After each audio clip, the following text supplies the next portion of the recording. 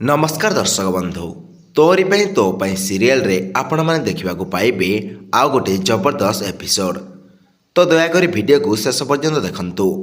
ସାଙ୍ଗମାନେ ଯେତେବେଳେ ଘରଲୋକ ସମସ୍ତେ ସକାଳୁ ସକାଳୁ ଉଠି ସୋଫା ଉପରେ ବସିଥିବେ ସେତେବେଳେ ଚିକି ଯାଇ ସେମାନଙ୍କ ପାଇଁ ଚା ବନାଉଥିବେ। ତାପରେ ଚିକିଙ୍କ ନଜର ପଡ଼େ ଯେ ରୋହି ରାମକୁ ଧରି ସିଡ଼ିରୁ ତଳକୁ ଓହ୍ଲାଉଛନ୍ତି। ଆଉ ତାପରେ ରୋହି ରାମକୁ ଆଣି ସମସ୍ତଙ୍କ ସାମ୍ନାରେ ପଚାରେ ଯେ ରାମ ଆମେ ଏବେ କ'ଣ ଚକାଚକା ଭଉଁରୀ ଖେଳ ଖେଳିବା? ଆଉ ତାପରେ ରାମ ରୋହିକୁ କୁହନ୍ତି ଚକାଚକା ଭଉଁରୀ ସେଇଟା ପୁଣି କ'ଣ? ସେଇଟା କି ଖେଳ? ମୁଁ ସେଇଟା ଜାଣିନି। ଆଉ ତାପରେ ରୋହି ରାମକୁ କୁହେ ଯେ ଆମେ ଦୁହେଁ ଦୁଇ ଜଣଙ୍କ ହାତ ଧରି ରାଉଣ୍ଡ କରି ବୁଲିବା। ଆଉ ଏକଥା ଶୁଣିକି ରାମ ପୁରା ଖୁସି ହୋଇଯାଆନ୍ତି। ଆଉ ରୋହିକୁ କୁହନ୍ତି ଯେ ଚାଲ ଆମେ ଖେଳିବା, ବହୁତ ମଜା ଆସିଯିବ। ଆଉ ଏକଥା କହି ରୋହି ରାମ ଆଡ଼କୁ ହାତ ବଢ଼ାଇ ଦିଏ। ଆଉ ଦୁଇ ଜଣ ଯାକ ପରସ୍ପର ହାତ ଧରି ଖେଳିବେ। ଆଉ ଦୂରରୁ ଥାଇ ଚିକି ଏସବୁ ଦେଖି ବହୁତ ମନ ଦୁଃଖ କରୁଥିବେ। ଆଉ ତାପରେ ଚିକି ଘର ଲୋକଙ୍କ ପାଇଁ ଚା ବନେଇକି ଆଣୁଥିବେ। ଆଉ ତାପରେ ସେତେବେଳେ ମାଧବୀ ସିଡ଼ିରୁ ତଳକୁ ଓହ୍ଲାଉଥିବେ। ଆଉ ଠିକ୍ ସମୟରେ ରୋହିଙ୍କ ହାତ ରାମ ଛାଡ଼ି ଦିଅନ୍ତି। ଆଉ ତାପରେ ରୋହି ଯାଇ ମାଧବୀଙ୍କ ସହ ବାଡ଼ାଇ ହୋଇ ତଳେ ପଡ଼ିଯାଆନ୍ତି। ଆଉ ରାମ ଯାଇ ଚିକିଙ୍କ ସହ ବାଡ଼ାଇ ହୁଅନ୍ତି। ଆଉ ତାପରେ ଚିକି ଆଣିଥିବା ଚା କପ୍ ଗୁଡ଼ିକ ପଡ଼ିଯାଉଥିବା ସମୟରେ ରାମ ତାଙ୍କୁ ଧରି ନିଅନ୍ତି। ଆଉ ସେପଟେ ମାଧବୀ ତଳେ ପଡ଼ିଯାଇ କୁହନ୍ତି ମା ଲୋ ମା ମୋ ଅଣ୍ଟା, ମୁଁ ମରିଗଲି ଲୋ ମା। ତାପରେ ସେପଟେ ରତନ କୁହେ ଦେଖ ନା ମା ତାଙ୍କୁ ବହୁତ ଜୋରରେ କଷ୍ଟ ହେଉଛି। ଏ କଥା କହିକି ରତନ ଯାଇ ମାଧବୀଙ୍କୁ ଉଠାଇବାକୁ ଚେଷ୍ଟା କରୁଥିବ। ଆଉ ତାପରେ ସେପଟେ ରାମ ଯାଇ ଚିକିଙ୍କୁ ଧରି ଛିଡ଼ା ହୋଇଥିବେ। ଆଉ ତାପରେ ସବୁ ଦେଖି ଜେଜେମା ଆଉ ରୋହି ପୁରା ମନେ ମନେ ବହୁତ ରାଗ ହେଉଥିବେ। ଆଉ ତାପରେ ସେପଟେ ରାମ ଚିକିଙ୍କୁ ହେଲ୍ପ କରୁଥିବାର ଦେଖି କାମିନୀ ଦେବୀ ଚିନ୍ତାରେ ପଡ଼ିଯାଆନ୍ତି। ଆଉ କୁହନ୍ତି ରାମ ଏମିତି ତାକୁ କ'ଣ ପାଇଁ ହେଲ୍ପ କରୁଛି? ଆଉ ରୋହି ବି ମନେ ମନେ ଭାବୁଥାଏ ଯେ ଯଦି ଏମିତି ହେବ ତାହେଲେ ତ ରାମଙ୍କ ପୁରୁଣା କଥା ମନେ ପଡ଼ିଯିବ। ତାପରେ ରାମ ଚିକିଙ୍କ ହାତରୁ ସେ ଚା କପ୍ ଗୁଡ଼ାକ ଛଡ଼ାଇ ନେଇ ଟେବୁଲ ଉପରେ ଥୋଇ ଦିଅନ୍ତି। ଆଉ ତାଙ୍କ ଗୋଡ଼ ନିଆଁରେ ଜଳିଥିବା ଦେଖି ତାଙ୍କୁ ଆଣି ଚେୟାରରେ ବସାଇ ଦିଅନ୍ତି। ଆଉ ତାପରେ ରାମ ଚିକିକୁ କୁହନ୍ତି ଦେଖ ତୁମେ ଏବେ ପଡ଼ିଯାଇଥାନ୍ତ, ତୁମକୁ ଏବେ କଷ୍ଟ ହେଉଛି କି? ତୁମର ଗୋଡ଼ କ'ଣ ଯନ୍ତ୍ରଣା ହେଉଛି କି? ଆଉ ତାପରେ ପୁଣି ଥରେ ଚିକିକୁ ପଚାରନ୍ତି ତୁମକୁ କ'ଣ ସତରେ କଷ୍ଟ ହେଉଛି ନା? ମୋତେ କୁହ ନା ପ୍ଲିଜ୍। ତାପରେ ଚିକିକୁ କୁହନ୍ତି ତୁମର କିଛି ବି ହେବନି, ଆଉ ତୁମେ ଜମାରୁ ବ୍ୟସ୍ତ ହୁଅନି। ଆଉ କୁହନ୍ତି କି ଯେ ତୁମେ ବସ ଏଠି, ଆଉ ମୁଁ ତୁମ ଗୋଡ଼ରେ ଔଷଧ ଲଗାଇ ଦେଉଛି। ଆଉ ତାପରେ ତୁମେ ରେଷ୍ଟ ନେବା କଥା। ଏମିତିରେ ବି ତୁମକୁ ତୁମ ଗୋଡ଼ ଯୋଗୁଁ କଷ୍ଟ ହେଉଥିବ। ଆଉ ତାପରେ ରାମ ଯାଇକି କାମିନୀ ଦେବୀକୁ କୁହନ୍ତି ଜେଜେମା ଇଏ ତ ଏବେ ରେଷ୍ଟ ନେବା କଥା, ଆଉ ତୁମେ ଏହାକୁ କ'ଣ ପାଇଁ କାମ କରିବାକୁ କହୁଛ କୁହ ନା କୁହ। ତାପରେ ମାଧବୀ ଏସବୁ ଘଟଣା ଦେଖି ରୋହିକୁ କୁହନ୍ତି ଆଲୋ ଝିଟିପିଟି ଦେଖ ଦେଖ ସେ ରାମ କେମିତି ସେ ପୋଡ଼ାମହି ଚିକିର ଯତ୍ନ ନେଉଛି। ଆଉ ମାଧବୀକୁ କୁହନ୍ତି ଏ ଝିଟିପିଟି ଆଉ ଏ ରାମ ଜାଣିଶୁଣି ଆମ ଆଗରେ ଆକ୍ଟିଂ କରୁନି ତ? ଇଏ ପାଗଳ ହୋଇଯାଇଛି ବୋଲି। ଆଉ ଯଦି ରାମ ପାଗଳ ହୋଇଯାଇଛି କିଛି ଜାଣିପାରୁନି ତାହେଲେ ଏ ଚିକି ପାଇଁ ଏତେ ପ୍ରେମ ଝରୁଛି କ'ଣ ପାଇଁ? ଆଉ ସେ ଚିକି ପଛରେ ଗୋଡ଼େଇଛି କ'ଣ ପାଇଁ? ଆଉ ତାପରେ ରାମ ଚିକିଙ୍କ ପାଦ ତଳେ ବସିଯାଆନ୍ତି। ଆଉ ତାପରେ ଚିକିଙ୍କ ପାଦ ଧରି ପାଟିରେ ଫୁଙ୍କି ଫୁଙ୍କି ଭଲ କରିବାକୁ ଚେଷ୍ଟା କରନ୍ତି। ଆଉ ତାପରେ ରାମ ଚିକିଙ୍କୁ କୁହନ୍ତି ଯେ ଏ ମା ତୁମ ଗୋଡ଼ ପୁରା ଫଟକା ହୋଇଯାଇଛି। ଆଉ ରାମ କାମିନୀ ଦେବୀଙ୍କୁ କୁହନ୍ତି ଦେଖ ନା ଜେଜେମା ଷ୍ଟ୍ରେଞ୍ଜର ଗାର୍ଲକୁ ବହୁତ କଷ୍ଟ ହେଉଥିବ, ଆଉ ତାଙ୍କ ଗୋଡ଼ ମଧ୍ୟ ଫଟକା ପଡ଼ିଯାଇଛି। ଆଉ ତାପରେ ରାମ ଚିକିକୁ କୁହନ୍ତି ଯେ ତୁମେ କାନ୍ଦୁଛ ନା? ତୁମେ ଜମାରୁ ବି କାନ୍ଦନି। ଆଉ ଏସବୁ କହି ଚିକିଙ୍କ ପାଦରେ ଯେଉଁ ଫଟକା ଗୁଡ଼ିକ ହୋଇଥିବ ତାଙ୍କୁ ଫୁକନ୍ତି। ଆଉ ସେପଟେ ସୁଗନ୍ଧା ଏସବୁ ଦେଖି ମନେ ମନେ ଖୁସି ହେଉଥିବେ। ଆଉ ମନେ ମନେ କୁହନ୍ତି ଯେ ହେ ଦେବୀ ମା ଏ ଚିକିର ଭଲ ପାଇବା କେତେ ଦୃଢ଼। ଆଉ ଏହାର ଭଲ ପାଇବା ଯୋଗୁଁ ରାମ ସବୁ ଭୁଲି ସାରି ବି ଚିକିର କଥାକୁ ଗୋଟେ ବି ଭୁଲିନି। ଆଉ ତାକୁ ନ ଜାଣିବି ତାର ଏତେ ସବୁ କେୟାର କରୁଛି।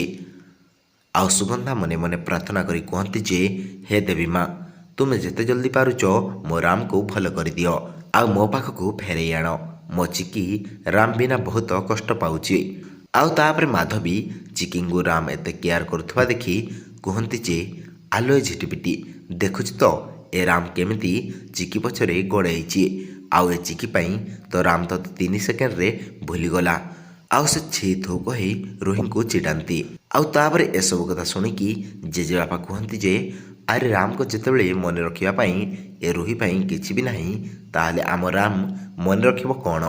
ଆଉ ଜେଜେବାପା କୁହନ୍ତି ଯେ ତୁମେ ଭୁଲି ଯାଉଛ ରାମର ସ୍ମରଣ ଶକ୍ତି ଚାଲିଯାଇଛି। ହେଲେ ରାମର ମନରେ ଚିକି ବୋଉ ମା ଏବେ ବି ଅଛନ୍ତି।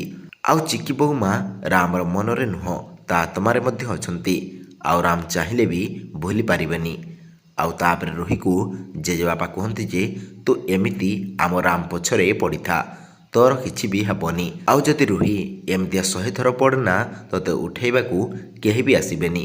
ଆଉ ସେପଟେ ରାମ ଚିକିଙ୍କ ପାଦ ଧରି କହୁଥିବେ ଯେ ମୁଁ ତୁମ ଗୋଡ଼ରେ ମେଡ଼ିସିନ ଲଗାଇଦେବି, ଆଉ ତୁମକୁ ବେଶୀ କଷ୍ଟ ହେଉନି ତ?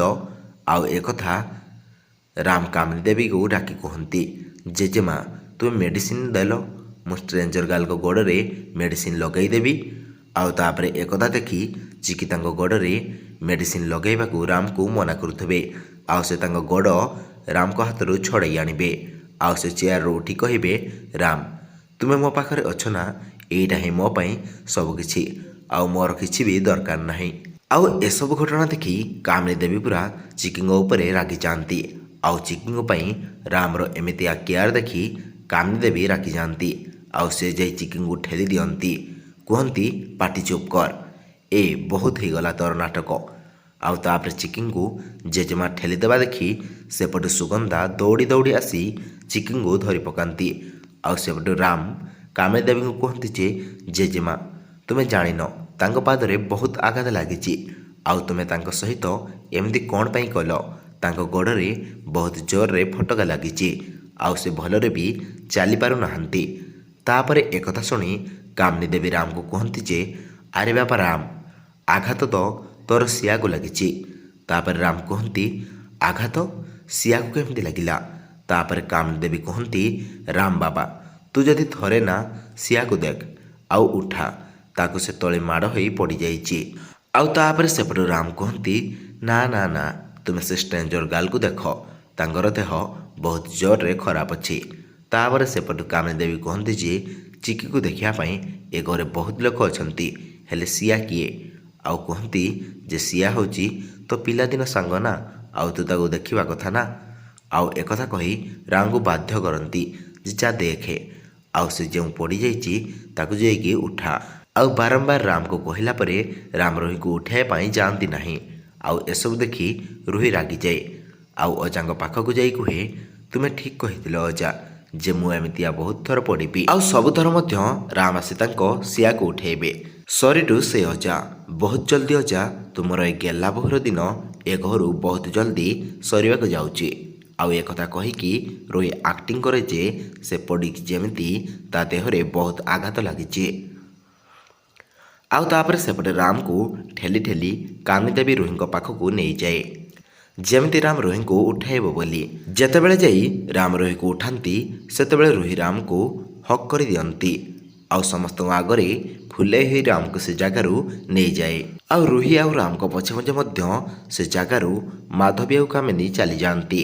ଆଉ ତାପରେ ସେପଟେ ରୋହି ରାମକୁ ଟାଣି ନେଇ ତାଙ୍କ ରୁମ୍ରେ ବସେଇ ଦିଏ। ଆଉ ତାପରେ ମାଧବୀ ରୋହିଙ୍କୁ ଇସାରା କରି କୁହନ୍ତି ଯେ ତୁ ଆକ୍ଟିଂ କର ଯେ ତୋର ଖଣ୍ଡିଆ ହୋଇଛି ବୋଲି। ଆଉ ଏକଥା ବୁଝିପାରି ରୋହି ଆକ୍ଟିଂ କରେ ଯେମିତି ତାକୁ ଜୋରରେ ଆଘାତ ଲାଗିଛି, ଆଉ ରାମ ଯେମିତି ତାହାର କେୟାର ନେବେ। ଆଉ ତାପରେ ଏହା ଦେଖି କାମିନୀ ଦେବୀ କୁହନ୍ତି ତୁ ଜମାରୁ ବି ବ୍ୟସ୍ତ ହନା ରୋହି, ତୋର ଯେଉଁ ଜାଗାରେ ଖଣ୍ଡିଆ ହୋଇଛି ସେ ଜାଗାରେ ଆମ ରାମ ଯାଇ ବ୍ୟାଣ୍ଡେଜ କରିଦେବ। ଆଉ ତାପରେ କାମିନୀ ଦେବୀ ରାମକୁ କୁହନ୍ତି ଯେ ରାମ ତୁ ମୋ ସିଆ ହାତରେ ବ୍ୟାଣ୍ଡେଜ ଲଗାଇଦେବୁ ନା? ତାପରେ ରାମ ଖୁସି ହୋଇ କୁହନ୍ତି ଯେ ହଁ ହଁ ମୁଁ ଲଗାଇଦେବି। ଆଉ ତାପରେ ରାମ ଦେଖନ୍ତି ଯେ ରୋହି ହାତରେ କିଛି ହୋଇନି। ସେ ରୋହିକୁ ଦେଖି ହସି ହସି କୁହନ୍ତି ଯେ ନା ନା ଜେଜେମା ଇଏ ମିଛେଇ ମୋତେ ମିଛ କହୁଛି, ତାର ତ କିଛି ବି ହୋଇନି, ଆଉ ସେ ଏଠି ବାହାନା କରୁଛି। ତାପରେ ସେପଟୁ ରୋହି ଜାଣି ଜାଣି କୁହେ ଦେଖୁନ ରାମ ମୋର ଏଇଠି ଖଣ୍ଡିଆ ହୋଇଛି, ଆଉ ଏଠି ଜୋରରେ ଆଘାତ ଲାଗିଛି। ଆଉ ରୋହି ଏମିତିଆ ଆକ୍ଟିଂ କରେ ଯେମିତି ରାମ ଯାଇ ତା ଆଘାତ ଜାଗାରେ ମଲମ ଲଗାଇଦେବେ। କିନ୍ତୁ ସେପଟୁ ରାମ ଜାଣିପାରନ୍ତି ଯେ ରୋହି ମିଛ କହୁଛି ବୋଲି। ଆଉ ତାପରେ ରାମ ଯାଇକି କାମିନୀ ଦେବୀକୁ କୁହନ୍ତି ଯେ ଜେଜେମା ଯେଉଁ ଷ୍ଟ୍ରେଞ୍ଜର ଗାର୍ଲ ଆମ ଘରେ ଅଛି ତାର ପାଦରେ ବହୁତ ଫଟକା ହୋଇଯାଇଛି, ସେ ଯେତେବେଳେ କାଲି ନିଆଁର ଉପରେ ଠିଆ ହୋଇ ଆଳତୀ କରୁଥିଲା ତା ପାଦ ପୁରା ପୋଡ଼ି ଯାଇଥିଲା। ଆଉ ଏକଥା କହି ରାମ କୁହନ୍ତି ଯେ ତୁମେ ତାକୁ ଏମିତି କରିବା ପାଇଁ କ'ଣ ପାଇଁ କହିଲ କୁହ ନା। ଆଉ ସେଇଥିପାଇଁ ତାଙ୍କ ପାଦ ବହୁତ ଜୋରରେ ଫଟକା ହୋଇଛି ଆଉ ତାଙ୍କୁ ବହୁତ ଜୋରରେ କଷ୍ଟ ହେଉଛି। ଆର୍ ସେ ଷ୍ଟ୍ରେଞ୍ଜର ଗାର୍ଲ ତା ପାଦରେ ମଲମ ଲଗାଇଛି କି ନାହିଁ ମୁଁ ଯାଉଛି ଦେଖିକି ଆସିବି। ଆଉ ଯେତେବେଳେ ରାମ ସେ ରୁମ୍ରୁ ବାହାରି ଚିକିଙ୍କୁ ଦେଖା କରିବାକୁ ଯାଉଥିବେ ସେତେବେଳେ କାମିନୀ ଦେବୀ ରାମଙ୍କ ହାତ ଧରି ଅଟକାଇ ଦିଅନ୍ତି। ଆଉ ତାପରେ କାମିନୀ ଦେବୀ ରାମକୁ କୁହନ୍ତି ଯେ ରାମ ତୁ ଯେଉଁ ଷ୍ଟ୍ରେଞ୍ଜର ଗାର୍ଲ କଥା କହୁଛୁ ନା ସେ ବହୁତ ଖରାପ। ଆଉ ଦେବୀ ମା କୁହନ୍ତି ଯିଏ ଖରାପ ମା ତାର ଖରାପ ହିଁ କରନ୍ତି ଆଉ ତାକୁ କଷ୍ଟ ଦିଅନ୍ତି ଆଉ ସେଥିପାଇଁ ତାର ଖଣ୍ଡିଆ ତତେ ଦେଖାଯାଉଛି। ଆଉ ରାମ ମଧ୍ୟ ଭାବନ୍ତି ଯେ ସେ ଷ୍ଟ୍ରେଞ୍ଜର ଗାର୍ଲ ଖରାପ ବୋଲି। ଆଉ ତାପରେ ରାମ ଜେଜେମାଙ୍କୁ ପଚାରନ୍ତି ଜେଜେମା ସେ କ'ଣ ସତରେ ଖରାପ। ତାପରେ ସେପଟେ ରୋହି କୁହେ ହଁ ରାମ ସେ ବହୁତ ଖରାପ ତୁମେ ତାକୁ ଜାଣିନ। ତାପରେ ମାଧବୀ କୁହେ ତୁମେ ଜାଣିନ ରାମ ସେ ବହୁତ ଖରାପ ଆଉ ସେ ଗୋଟେ ବଡ଼ ଡାହାଣୀ ପିଶାଚ ଆଉ ରାକ୍ଷାସିନୀ ମଧ୍ୟ ସେ କଞ୍ଚା ଖାଇଯିବ। ଆଉ ସେ କଥା କହି ରାମକୁ ଡରାଇ ଦିଅନ୍ତି। ଆଉ ରାମ ଡରିଯାଇ କାମିନୀ ଦେବୀଙ୍କ ପଛପଟେ ଲୁଚି ଯାଆନ୍ତି। ଆଉ କାମିନୀ ଦେବୀକୁ କୁହନ୍ତି ଯେ ଜେଜେମା ସତରେ କ'ଣ ସେ ଝିଅ ଗୋଟେ ଡାହାଣୀ ଆଉ ପିଶାଚୀ। ଆଉ ତାପରେ କାମିନୀ ଦେବୀ କୁହନ୍ତି ହଁ ରେ ବାପା ସେ ଗୋଟେ ଡାହାଣୀ ତୁ ତାକୁ ଡରନା ଏବେ ଠିଆ ହ। ତାପରେ କାମିନୀ ଦେବୀ ରାମକୁ କୁହନ୍ତି ରାମ ବାବା ସିଆ ହେଉଛି ତୋ ପିଲାଦିନ ସାଙ୍ଗ ଆଉ ସିଆ ବହୁତ ଭଲ। ଆଉ ଯିଏ ଭଲ ଦେବୀ ମା ତା ସହିତ କେବେ ବି ଖରାପ କରନ୍ତି ନାହିଁ ତା ସହିତ ଭଲ କରନ୍ତି। ଆଉ ସେଇଥିପାଇଁ ସିଆର ଯେଉଁ ଖଣ୍ଡିଆ ହେଇଛି ସେଇଟା ତୋତେ ଜଣାପଡ଼ୁନି। ଆଉ ତାପରେ ମାଧବୀ ରାମକୁ କହିବେ ହଁ ରାମ ତୁମେ ଜାଣିନ ସେ ପୋଡ଼ା ମହିଚିକି ତୁମର ଭଲ ପାଇବା ଦେଖି ସହି ନ ପାରି ଜଳୁଛି। ଆଉ ତୁ ଯଦି ସେ ପୋଡ଼ା ମହିଚିକି ପାଖକୁ ଯିବୁ ନା ସେ ତାହେଲେ ତୁମ ଦୁଇ ଜଣଙ୍କୁ ଅଲଗା କରିଦେବ। ତାପରେ ମାଧବୀ ରାମକୁ କୁହନ୍ତି ତାହେଲେ ଏବେ କହ ତୁ ସିଆକୁ ଛାଡ଼ିକି ତା ପାଖକୁ ଯିବୁ। ତାପରେ ରାମ କୁହନ୍ତି ମୁଁ ସିଆକୁ ଛାଡ଼ିକି କୁଆଡ଼େ ବି ଯିବିନି ଆଉ ଷ୍ଟ୍ରେଞ୍ଜର ଭାରି ଖରାପ ମୁଁ ତା ପାଖକୁ ଜମାରୁ ବି ଯିବିନି। କାମିନୀ ଦେବୀ କୁହନ୍ତି ହଁ ରାମ ସେ ଖରାପ ନୁହଁ ବହୁତ ଖରାପ। ଆଉ ରାମ ମଧ୍ୟ କୁହନ୍ତି ହଁ ହଁ ଜେଜେମା ମୁଁ ଆଉ ତା ପାଖକୁ ଯିବିନି। ତାପରେ ରୋହି କୁହେ ରାମ ତୁମେ ଏବେ କହିଲ ତୁମେ ମୋ ସହିତ ରହିବ ନା ତୁମ ସିଆ ସହିତ ରହିବ ନା। ତାପରେ ରାମ ସେପଟୁ ଖୁସି ହେଇ କୁହନ୍ତି ହଁ ହଁ ମୁଁ ତୁମ ସହିତ ରହିବି। ଆଉ ତାପରେ କାମିନୀ ଦେବୀ କୁହନ୍ତି ହଁ ରାମ ତୋ ସିଆ ସହିତ ତୁ ରହିବା କଥା। ଆଉ ତାପରେ କାମିନୀ ଦେବୀ କୁହନ୍ତି ରାମ ତୁ ଏବେଠୁ ତୁ ସିଆର ପାଖେ ପାଖେ ରହିବୁ ଆଉ ସିଆକୁ ଛାଡ଼ିକି କୁଆଡ଼େ ବି ଯିବୁନି। ଆଉ ସେ ଚିକି ଯେଉଁ ଷ୍ଟ୍ରେଞ୍ଜର ଗାର୍ଲ ଆମ ଘରେ ଅଛି ତା ପାଖକୁ ତୁ ଜମାରୁ ବି ଯିବୁନି। ତାପରେ ଦେଖିବୁ ସେ ଷ୍ଟ୍ରେଞ୍ଜର ଗାର୍ଲ ଏ ଘର ଛାଡ଼ିକି ପଳେଇବ। ଆଉ ତାପରେ ସେପଟେ ସୁଗନ୍ଧା ଚିକିଙ୍କ ଅବସ୍ଥା ଦେଖି ତାଙ୍କୁ ମେଡ଼ିସିନ ଖାଇବା ପାଇଁ ଦେଉଥିବେ କେମିତି ସେ ଭଲ ହେଇଯିବ ବୋଲି। ଆଉ ତାଙ୍କର ଗୋଡ଼ରେ ଯେଉଁ ଘା ହୋଇଛି ଶୀଘ୍ର ଶୁଖିଯାଉ ବୋଲି। ଚିକି ସେପଟୁ କାନ୍ଦି କାନ୍ଦି କୁହନ୍ତି ରୋହି ଯାହା କଲେ ବି ସେ ମୋତେ ମୋ ଇଂଲିଶ ମିଡ଼ିୟମଙ୍କ ଠାରୁ ଅଲଗା କରିପାରିବନି। ଆଉ ଠିକ୍ ସେହି ସମୟରେ ନିଧି ଆଉ ଜେଜେବାପା ପହଞ୍ଚି ଯାଆନ୍ତି। ଜେଜେବାପା କୁହନ୍ତି ମୁଁ ଜାଣିଛି ବୋଉମା ସିଆ କେବେ ବି ତୁମକୁ ବଳେଇ ପାରିବନି ଆଉ ସେ ମଧ୍ୟ ତୁମଠାରୁ କେବେ ବି ଜିତି ପାରିବନି। ହେଲେ କାମିନୀ କଥା ଆମେ କ'ଣ କରିବା ଛୋଟବେଳୁ ତ ଆମ ରାମ କାମିନୀ କଥା ଶୁଣି ଆସିଛି ଆଉ କାମିନୀ ଯାହା କହିବ ଆମ ରାମ ତାହା କରିବ। ଆଉ ଏଇ ମୁଗା ଉଠେଇ କାମିନୀ ରାମକୁ କହୁଛି ଯେ ଚିକି ବୋଉମା ଖରାପ ବୋଲି। ଆଉ ଜେଜେବାବା କୁହନ୍ତି ଯଦି ଚିକି ବୋଉମା ରାମ ତାଙ୍କ କଥାରେ ପଡ଼ି ତୁମକୁ ଭୁଲ ବୁଝିପାରେ। ତାପରେ ସେପଟୁ ଚିକି କୁହନ୍ତି ଯେ ଯଦି ଇଂଲିଶ ମିଡ଼ିୟମଙ୍କ ସତ ଆଉ ତାଙ୍କ ପାଖରେ ଜେଜେମା ଅଛନ୍ତି ତାହେଲେ ମୋ ସହିତ ମଧ୍ୟ ସମସ୍ତଙ୍କ ମା ଦେବୀ ମା ମୋ ପାଖରେ ଅଛନ୍ତି। ଆଉ ତାପରେ ଚିକି କୁହନ୍ତି ଯେ ଆପଣମାନେ ମଧ୍ୟ ମୋ ପାଖରେ ଅଛନ୍ତି ନା। ତାପରେ ଚିକି କୁହନ୍ତି ଯେ କେହି ତା ଝିଅକୁ ଖରାପ କହିବ ଆଉ ସେ କ'ଣ ତା କଥା ଶୁଣିବ ଖାଲି। ଆଉ କୁହନ୍ତି ଯେ ଦେବୀ ମା ତ ମୋତେ ସଂକେତ ଦେଇଛନ୍ତି ଯେ ଇଂଲିଶ ମିଡ଼ିୟମକୁ ପାଇବା ପାଇଁ। ଆଉ କୁହନ୍ତି ସବୁ ସମୟରେ ମଧ୍ୟ ଦେବୀ ମା ମୋର ସାଥ ଦିଅନ୍ତି। ଆଉ ଚିକି କୁହନ୍ତି ଯେ ଦେଖିଲ ତ ଇଂଲିଶ ମିଡ଼ିୟମ ମୋତେ ଭୁଲି ଯାଇପାରନ୍ତି ହେଲେ ତାଙ୍କ ମନରେ ଯେଉଁ ମୋ ପ୍ରତି ଭଲ ପାଇବା ଅଛି ସେ ତାକୁ କ'ଣ ଭୁଲି ପାରିବେ। ଆଉ ତାପରେ ଚିକି କୁହନ୍ତି ସେଇଥିପାଇଁ ତ ରାମ ମୋତେ ହେଉଥିବା ଟିକେ ଟିକେ କଷ୍ଟକୁ ସେ ଚିହ୍ନି ପାରୁଛନ୍ତି ଆଉ ଫିଲ୍ ବି କରିପାରୁଛନ୍ତି। ଆଉ ଚିକି କୁହନ୍ତି ଯେ ବହୁତ ଜଲ୍ଦି ରାମ ମଧ୍ୟ ମୋତେ ଚିହ୍ନି ନେବେ। ତାପରେ ଏକଥା ଶୁଣି ଜେଜେବାପା କୁହନ୍ତି ଯେ ତୁମ ମନରେ ଯେଉଁ ବିଶ୍ୱାସ ଅଛି ସେଥିରେ କାହାର ନଜର ନ ଲାଗୁ। ଆଉ ତାପରେ ସେପଟୁ ନିଧି ଆସି ଚିକିଙ୍କୁ ପଚାରନ୍ତି ଯେ ହେଲେ ଭାଉଜ ତୁମେ ସେଦିନ ହସ୍ପିଟାଲରେ ଜେଜେମାଙ୍କୁ କ'ଣ ପାଇଁ କହିଲ ଯେ ତୁମେ ସିଆ ବୋଲି? ଆଉ ତାପରେ ସୁଗନ୍ଧା ବି କୁହନ୍ତି ଯେ ହଁ ମା ତୁ କ'ଣ ପାଇଁ କହିଲୁ? ମୁଁ ତ ଏକଥା ପୁରା ଭୁଲି ଯାଇଥିଲି। ଆଉ ରାମର ଏମିତି ଅବସ୍ଥା ଦେଖି ମୋ ମୁଣ୍ଡରୁ ସବୁ ଭୁଲି ଯାଇଛି। ଆଉ ଆଉ ତାପରେ ସୁଗନ୍ଧା ଚିକିଙ୍କ ଦୁଇ ହାତ ଧରି କୁହନ୍ତି ଯେ ଆରେ ମା ଚିକି ତୁ ତ ପ୍ରଥମ ଦିନରୁ ମୋର ନିଜର ବୋଲି ଲାଗୁଛୁ। ସବୁବେଳେ ତୁ ଆମ ଜାନକୀ କଥା ମନେ ପକାଇ ଦେଉଛୁ। ଆଉ ଏକଥା କହି ସୁଗନ୍ଧା ଚିକିକୁ ପଚାରନ୍ତି ଯେ ତୁ ସତରେ କ'ଣ ଆମ ସିଆ? କହ ମା କହ ତୁ କ'ଣ ଆମ ସିଆ? ଆଉ ପଚାରନ୍ତି ଯେ ତୁ କ'ଣ ସତରେ ଆମ ଜାନକୀଙ୍କ ଝିଅ? ଆଉ ତାପରେ ଚିକି ମନେ ମନେ କୁହନ୍ତି ହଁ ମା ମୁଁ ତୁମ ଝିଅ ଆଉ ମୁଁ ହିଁ ତୁମ ଅସଲି ସିଆ। ମନେ ମନେ ଚିକି ଭାବନ୍ତି ଯେ ଏବେ ଇଂଲିଶ ମିଡ଼ିୟମଙ୍କ କଣ୍ଡିସନ୍ ଯାହା, ମୁଁ ଯଦି କହିଦିଏ ମୁଁ ଅସଲି ସିଆ ବୋଲି ତାହେଲେ ଘରେ ଆହୁରି ଟେନସନ୍ ବଢ଼ିଯିବ। ଆଉ ଘର ମଧ୍ୟ ଦୁଇ ଭାଗ ହୋଇଯିବ। ଆଉ ମୁଁ ଚାହୁଁଛି ଯେ ଆମେ ମିଶି ଇଂଲିଶ ମିଡ଼ିୟମକୁ ଭଲ କରିଦେବା। ଆଉ ତାପରେ ସମସ୍ତଙ୍କୁ ମୁଁ ମୋ ଅସଲି ପରିଚୟ ଜଣାଇବି। ଆଉ ତାପରେ ଜେଜେବାପା ଚିକିଙ୍କୁ ଚୁପ୍ ଦେଖି କୁହନ୍ତି ବୋହୂମା କୁହ ତୁମେ କ'ଣ ସତରେ ମୋ ସିଆ?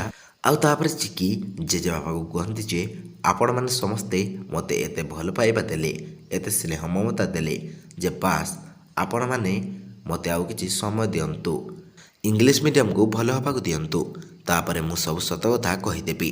ଆଉ ତାପରେ ଜେଜେବାପା କୁହନ୍ତି ଚିକି ବୋହୂମା ଆଜି ପର୍ଯ୍ୟନ୍ତ ତୁମେ ମୋତେ କିଛି ବି କହିନ। ଆଉ ତୁମେ ପୁଣି ମୋତେ ସମୟ ମାଗୁଛ, ସେଇଟା ପୁଣି ରାମ ପାଇଁ। ତୁମେ ଭାବୁଛ ମୁଁ ତୁମକୁ ସମୟ ଦେବିନି? ଆଉ ନିଧି କୁହନ୍ତି ହଁ ଜେଜେବାପା ଆମେ ସମସ୍ତେ ଭାଉଜଙ୍କ ସାଙ୍ଗରେ ଅଛୁ। ଆଉ ସମସ୍ତେ ଚିକି ଭାଉଜଙ୍କ ସାଙ୍ଗରେ ରହି ଲଢ଼ିବା। ଆଉ ଚିକି ଭାଉଜଙ୍କ ସହିତ ଘର ଲୋକ ସାମ୍ନାକୁ ଆଣିବା। ଆଉ ତାପରେ ସମସ୍ତେ ଚିକିଙ୍କ ଆଗରେ ଶପଥ ନିଅନ୍ତି। ଆଉ ତାପରେ ଚିକି ମଧ୍ୟ ଆସି ତାଙ୍କ ସହିତ ହାତ ରଖି କହିବେ ଜିଦ୍ ଆମର ହେବ। ଆଉ ଘର ଲୋକଙ୍କ ସାମ୍ନାକୁ ସବୁ ସତ ଆସିବ।